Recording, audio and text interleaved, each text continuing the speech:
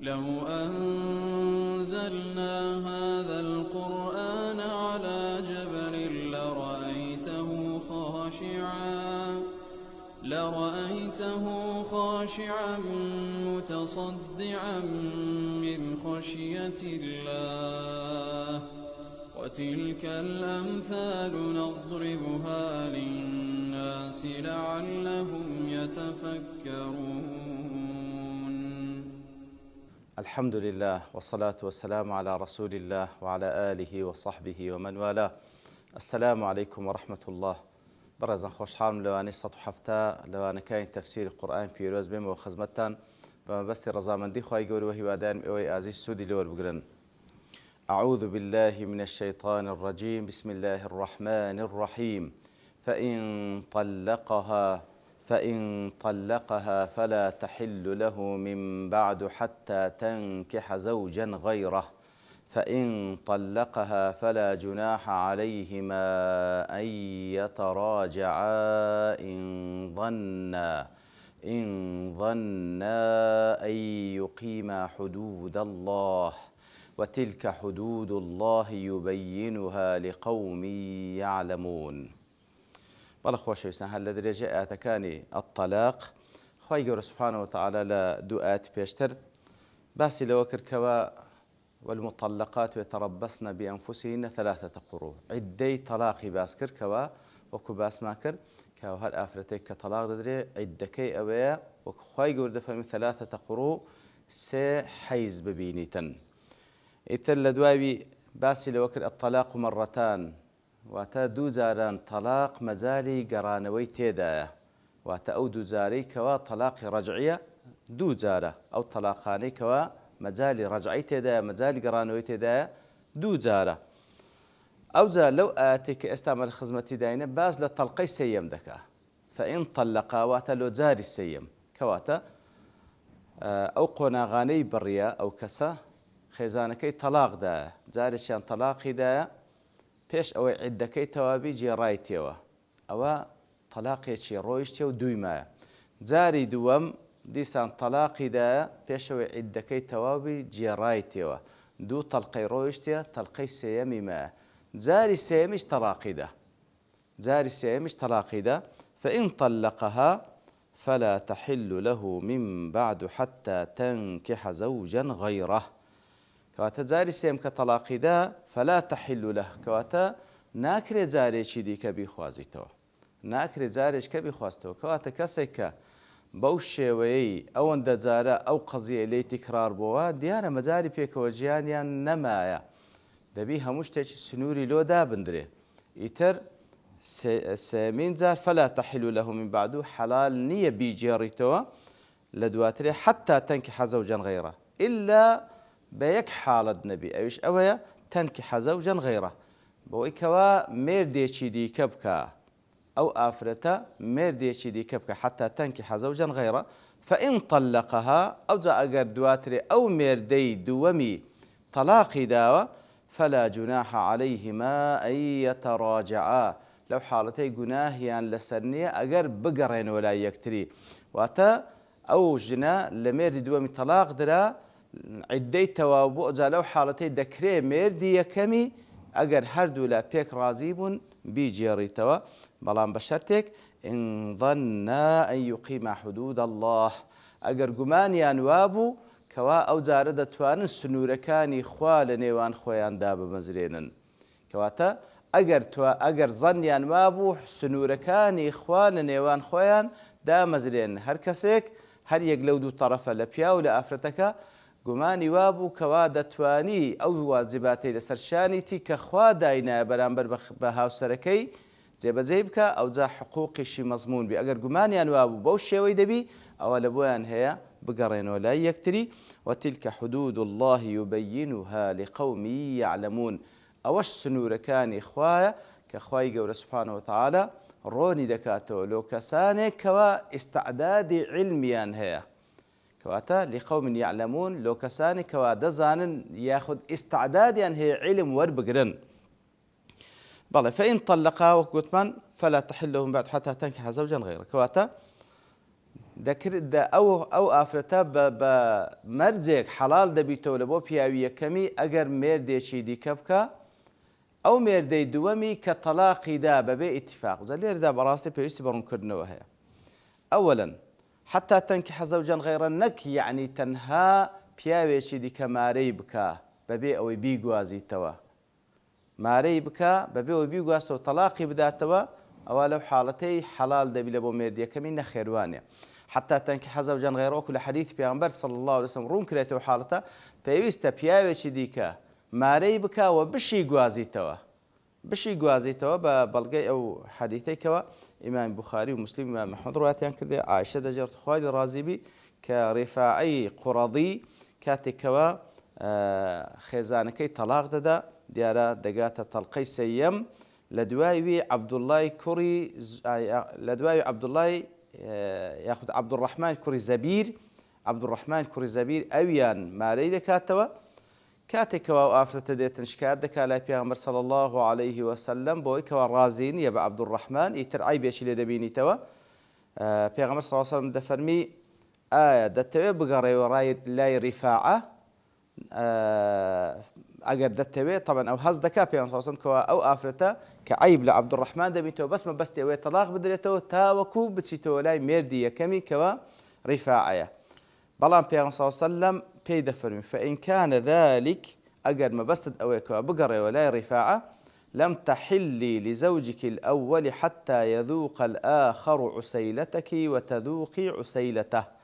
دەفەرمی پێغەمبەر صلی الله عليه وسلم پێی دەفەرمی طبعا مارەی کردیە بەڵام لم يدخل بها لەبەرەوەی ئەو عیبەی لێ دەبینێتەوە کە گوایە ئەو پیاوە عیبێکی هەیە لا حرج في بيان الدين نەیتوانیە لەگەڵ ئەو ئافرەتە دروست ببی ئیتر کاتێکەوە دێتەوە لای پێغەمبەر صلی الله عليه وسلم ئەو ئافرەتەش کار دەکات لەوەی کەوا جیابیتەوە لە عەبدوڕەحمانی پێغەمبەر صلی الله عليه وسلم هەست پێ کە دەفەرمی دەتەوێت بگەڕێەوە لای مێردی یەکەم کە ریفاعەیە دیارە ئەویش بەڵێ بە ئیجاب جواب دەداتەوە پێغەمبەر صلی الله عليه وسلم دەفەرمی بەڵام ناکرێ بگەڕێەوە لای ریفاعەی هەتاوەکو لەگەڵ ئەو پیاوە تذوقي عسيلته ويذوق عسيلتك عسيلت چییە لە حەدیثی دیکە پێغەمبەر صلی الله عليه وسلم ڕوانی کردەوە کەەوە ئیمام ئەحمەد ڕوات کرد عینی عایشە دەجێڕێتەوە پێغەمبەر صلی الله عليه وسلم فەرمووی العسيلة هي الجماع عسيلة ئەوەیە کەوا لەگەڵ یەکتری لا حرج في بيان الدين جیماع بکەن کەواتە دەبی گواستنەوەی تێدابی دەبی لەگەڵ یەکتری بنون ئەو جا لەو حاڵتەی لە پاشان ئەگەر مێردی دووەم تەلاقی داوە ئەو جاوەکە خوای گەورە دەفەرمێ فإن طلقها کەواتە فإن طلقها فلا جناح عليهما أن يتراجعا إن ظنا أن يقيما حدود الله کەواتە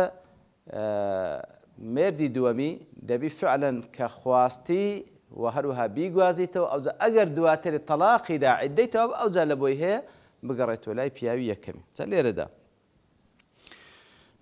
دیارە کاتێکەوە دەڵێن کەسێکەوە ژنێک تەلاقدا بە تەلاقی سەیەم یاخود سێ بە سێ تەلاقی دەکەوی لێی لەو حاڵەتەی لە بۆی نییە بگەڕێتەوە لای ئەو پیاوەی هەتاوەکو مێردێشکەنەکە و لە مێردی دووەمیش بیگوازیتەوە ئەوجا تەلاق بدرێت ئەوجا یەکەم ئەوەلەن ئەو پیاوەی دووەم کە دەیخوازی پێویستە بەو نیەتەی نەیخوازی کەوا تەلاقیتدا لەبەرەوەی وەکو زانایان دەفەرموون هەر پیاوێک ئافرەتێک بخوازی مارەی بکە بەڵام لە نیەتی وایە لێ دەیخوازی تاوەکو پاشی مودەیەکی دیکە تەلاقی بدا ئەسڵەن عەقدەکەی دروست نییە عەقدی نیکاحەکەی دروست نییە ئەوە یەک کەواتە ئەو کەسێکەوە دەیخوازی نابی بەو نیازەی بیخوازیتن تاوەکو تەلاقی بداتەوە حەلالی بکاتن لە بۆ پیاوی یەکەم کەسێکەوە بەو شێوەی بیخوازی ئەوە لەو حاڵەتەی ئەسڵەن عەقدەکەی و نیکاحەکەی دروست نییە ئەوە یەک پاشان کەسێک بەو نیەتەی ئافرەتێک مارە بکاتەوە تاوەکو تەلاقی بداتەوە کۆتمان کە مارەیەکەی خۆش دروست نییە بەو نیەتەی بیخوازی تاوەکو پاشان تەلاقی بداتەوە حەلالی بکاتەوە لە بۆ مێردی یەکەمی ئەوە پێغەمبەر صلی الله عليه وسلم لعنەتی لە هەردووکان کردیە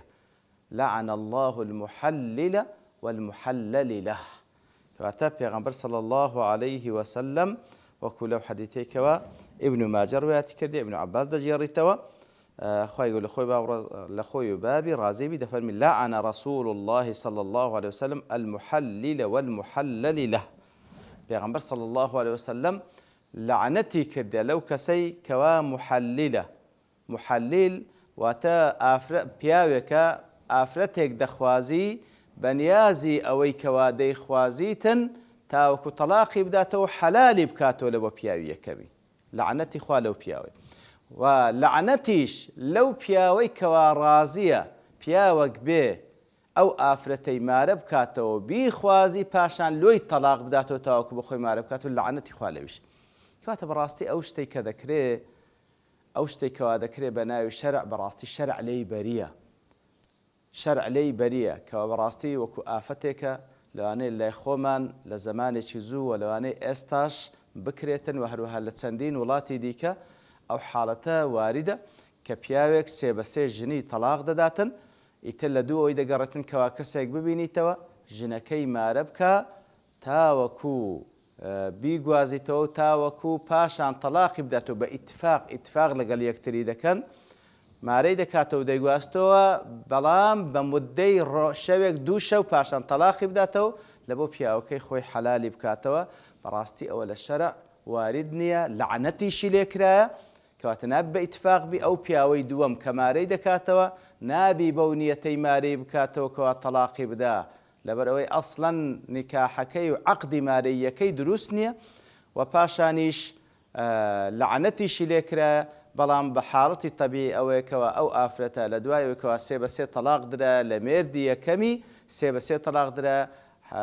با بڵێن عیلاجی شەرعیەوەیە گەر مێردێشکەی کردەوە قەدەرەن ئەو مێردە قەدەرەن تەلاقی داوە لەگەڵ یەکتری نەگونجان و یاخود مرد ئەو پیاوە ئەو جا لەو حاڵەتەی حەلال دەبیتەوە لە بۆ پیاوی یەکەمی بەڵام بە چ شەرتێک ئین ظەننا ئەن یوقیما حودود الله ئەوە مەرجە بەڕاستی کەواتە دەیژێڕیتەوە لەبەرەوەی گومانیان وایە هەردووچیان کەوا لەمە و دووە سنوورەکانی خوا لە نێوانیان دەپارێزن. ئین ظەننا ئەن یوقیما حودود الله کەواتە بەڕاستی پاراستنی سنوورەکانی خوا لە زەواج و لە غەیری زەواج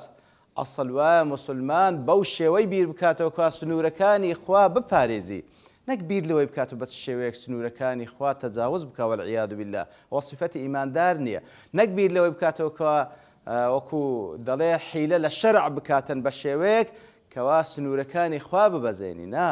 پێویستە بەو شێوەیە بیکەوا بە مەبەستی ئەوەی سنوورەکانی خوا بپارێزی. ئین ظەننا ئەن یوقیما حودود الله کەواتە ئەگەر بەو مەبەستە نەیجێڕیتەوە کەوا گومانی هەردوو لاوابی سنوورەکانی خوا لە نێوانیاندا مەزرێنن بەڕاستی لەو حاڵەتەی دروست نییە. وتلك حدود الله ئەوە حدودەکانی خوایە ئەوە سنوورەکانی خوایە بە تایبەتی لە بابەتی تەلاق يبينها لقوم يعلمون ڕۆنی دەکاتەوە لەو کەسانێک کەوا يعلمون لێردا کوزانان دەفەرمون کەسانێک کەوا علمیان هەیە ئەوان زیاتر ئەو علمەی کە هەیتیان لە سەرەتادا ئەو علمەیە کەوا وا دەکات زیاتر ئاەتەکانی خوای گەورە سنوورەکانی خوای گەورەی لە بۆی ڕوون بیتەوە. ئەوە یەک. دوو بەو شێوەش لێکدرایەوە تلك حدود الله يبينها لقوم يعلمون کەواتە ئەوە سنوورەکانی خوایە ڕوونی دەکاتەوە لۆ کەسانێک کەوا يعلمون وەکو زانان دەفەرمون ئیستعدادیان هەیە کەوا علم وەربگرن ئیستعدادیان هەیە کەوا علم وەربگرن کەواتە بە فعلی ئەو هایە ئەوانەی کەوا ئیستعدادیان هەیە ئامادە باشیان تێدایە کەوا علمی شەرعی وەربگرن خوای گەورە سوبحانەه وتعالە پێیان دەبەخشی ئیستعدادیان هەیە وەری بگرن هەدەفیانە وەری بگرن مەبەستیان وەرن خوای گەورە فێریان دەکات.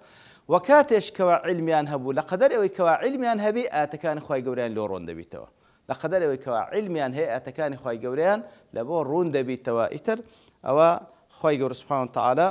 لەو سێ ئاەتە پیرۆزەدا باسی هەر سێ تەڵقەی تەلاقی کرد لە دوو ئاەتی دواتریش بە هەمان شێوە باز لە حاڵەتەکانی تەلاق دەکاتن بەڵام لەبەر تەوابوونی کار لێرەدا دەوەستین بە پشتیوانی خوای گەورە لەوانەکانی داهاتوو دێنەوە خزمەت دوو ئاەتەکەی داهاتووش لەو بابەتە باسی لێوە دەکەین. وصلى الله وسلم على نبينا محمد وعلى آله وصحبه أجمعين وآخر دعوانا الحمد لله رب العالمين.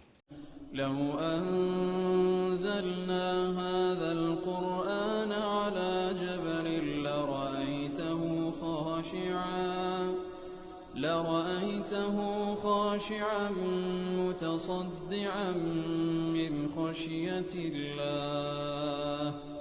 وتلك الأمثال نضربها للناس لعلهم يتفكرون